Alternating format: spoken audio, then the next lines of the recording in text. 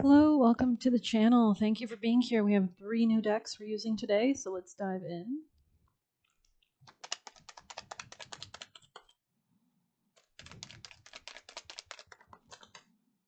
Who needs the next reading?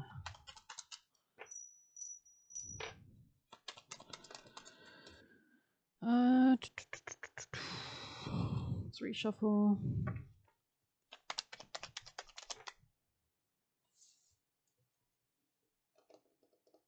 Taurus. This will be a reading for Taurus. Okay, welcome Taurus. People and placements. Let's dive in. I've been starting all of them with this deck, so let's dive into that. I feel like I want to get a little bit sage going. Skip ahead, please, if you're bored.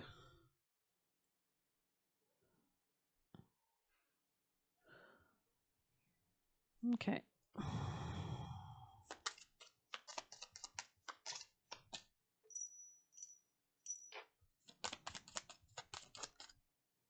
Similar energy to Gemini. You could be dealing with a Gemini. Yeah, these are the exact cards that Gemini got. Could be cutting something out of your life. Narcissist here, okay. Could be cutting a narcissist out of your life. I also have this beautiful new deck. I love the kind of art on it. So let's dive in for one of those for you guys. Could be a Gemini. Mint, interesting. And Mandrake on the bottom. So let's dive into Narcissist.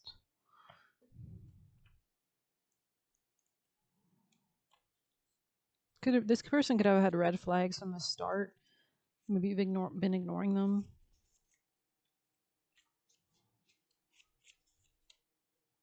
Sometimes narcissists can be quite actors, though, right? Quite the actors. Okay. Sorry, making tea. The world, in fact, does not revolve around you or your precious ego cargo. So maybe you know somebody like this that's all about the, let's read Mint as well.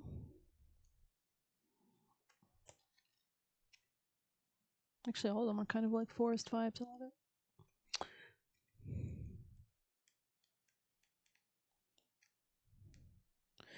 According to Greek mythology, before it was a plant, Mintha was a nymph who loved Hades, right? So you could be dealing with a Scorpio, or you could have been loving somebody who was traumatic to you or was very powerful or sexual. But when Hades fell in love with and kidnapped Persephone, Mintha despaired and claimed in her jealousy that she was more beautiful than Persephone anyway. This did not sit well with Demeter, Persephone's loving mother, and she trampled Mintha beneath her bare feet. However, it doesn't seem to have done Mint any harm. So maybe there's like a masculine here who is choosing one feminine over another. However, it doesn't seem to have done Mint any harm. It grows in abundance, low to the ground perhaps, but always making its presence known with its sharp, refreshing scent. Mint is particularly good for abundance, luck, healing, and love spells. This could be regarding like real estate. Yeah, interesting. Could be dealing with an Aquarius as well. We have Mandrake on the bottom, so we're going to check that out. With alternate names like Herb of Circe or Sorcerer's Root and Witch's Mannequin, Mandrake has a reputation for being an evil plant, but there is no such thing, just as magic is simply a force. Plants, and poisonous or otherwise, are simply themselves. Mandrake is an ideal for both creativity and protection magic, and it can increase the potency of any spell. Legends say that Mandrake are actually small creatures, and it can be fun to work with them, as if this is in fact the case. After asking permission, carefully pull the mandrake up as you would a carrot, dislodging it from the earth. Bring it inside and cut off the leaves, then scrub it clean under running water. When it dries, give it a place on your altar for a time, leaving it simple offerings of coins or found objects. Interesting. It will work its magic for you. Very interesting. This could be about relationships, give and take in relationships as well. Let's pull one of these gorgeous cards for you, lovely Tauruses. Messages for Taurus. I feel like you're going to be happier, though. Like, I feel like there's happiness coming in for you, Taurus. We have paper boats. Okay, it was kind of in the reverse, but I'm going to take it upright anyways. Stay afloat and don't tilt too much. A lesson awaits. So being steady, being calm, sending blessings, receiving good fortune, giving and receiving. Yeah, I did mention that. Not to be all narcissistic, but just saying. A wonderful midsummer practice is to craft paper boats, fill them with flowers and blessings, and send them off on the rivers, lakes, and streams. Whoever finds them will be blessed with good luck and fortune. It's a beautiful practice that teaches the art of giving and receiving. Abundance is a two-way street, right? If you're always hoarding and never giving, that actually slows abundance down, because you need to have the wheel turning for abundance to come in. You need the energy flow.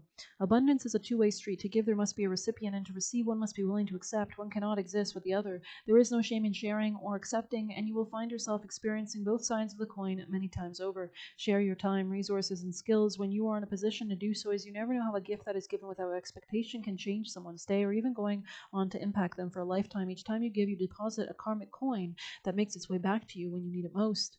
Yeah, so like offerings, maybe an altar, like spirits, like leaving, maybe if you have like a passed on loved one, leaving them liquor, or I don't know if they liked liquor, but or their favorite food.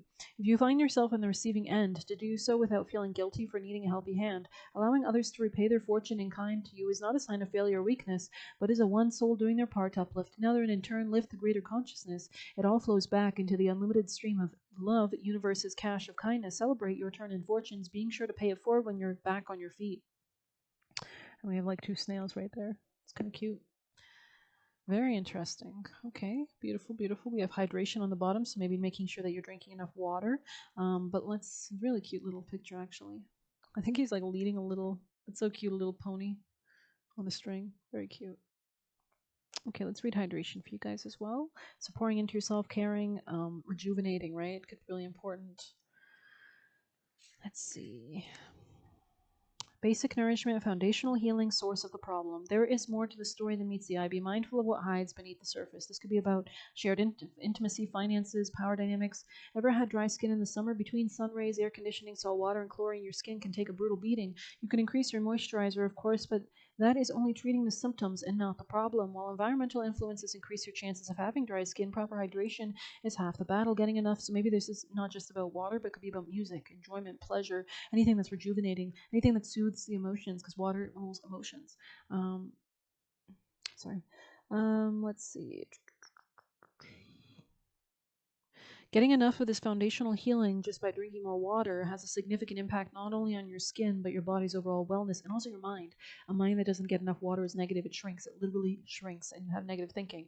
Spiritual well being is similar. You may be attempting to manifest a large goal or heal an old wound, but you are focusing on the symptoms when there is a much bigger problem driving the external manifestations you're experiencing, right? Because our outer reality is a reflection of our inner reality and our inner feelings. And feelings are the most evolved matter of the universe. It's the I'm not going to go into it too deeply, but poor beliefs about self worth may prevent you from attracting more love or wealth. A deep rooted fear of new experiences may hinder your plans to travel more or chase after a dream, or you could find that troubles in a relationship are the result of a long forgotten childhood wound. Additional information, understanding, or healing are needed before the situation can come to a conclusion. You might want to see an astrologer or a therapist. Put on X-ray glasses and look beyond the surface of your problem or question, because there is more to the story than meets the eye, and you have only just begun to peel back the layers. This could be about something that's like been happening for a long time. This could be about money specifically, or your relationship to money, sex, intimacy, self-value, self-esteem, self-worth, self-enjoyment, pleasure. Are you allowing yourself to enjoy fully, or do you do it too much, right? Is there a need to fast or cleanse, right? So let's grab some tarot for Taurus.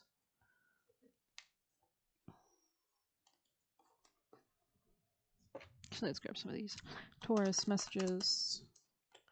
Yeah, I could be breaking out of toxic patterns. Could be having a leap or a new innovative solution to something, maybe something innovative. Yeah, you could be gaining more with your third eye. The color purple or pink could be relevant, or tapping more into like lavender or jasmine even. Celebration, this can help lead you towards greater abundance and how to actually take it into your hand. There could be something about empowerment as well, or strength, or coming out of a darkness, making decisions as well. And this could be about stability or changing up, or doing things that bring more stability. There could have been a lack of passion for a long time, or intimacy or chemistry as well. And there's definitely something about having the courage to go towards a new beginning. There could be like an integration happening away from a shadow side aspect of the self regarding unions as well. You could have been dealing with a Pisces, or there could have been some kind of illusion or confusion in your relationships. Let's grab some chakras. Taurus. Oh my God. With every breath, I release the anxiety and fear within me, right? Were you operating from a negative space that was causing weird behavior patterns, right? I have complete peace from within. That's beautiful. So letting go or seeing a higher perspective, maybe going on a nature walk or something like that, or calming, grounding. I go beyond my limiting beliefs and accept myself totally. So self-love, self-value, that's strength and empowerment. And the fire within me burns through all blocks and fears. So there could be some kind of enlightenment, which is what fire represents. This could be in your relationships as well, or in your home or family life, or communication about your emotions. Advice for Taurus. There could be something about like willing to change to establish more peace in your life as well. There could be something about seeing something clearly regarding maybe a King of Cups or masculine, or somebody who's been quite strange emotionally with you.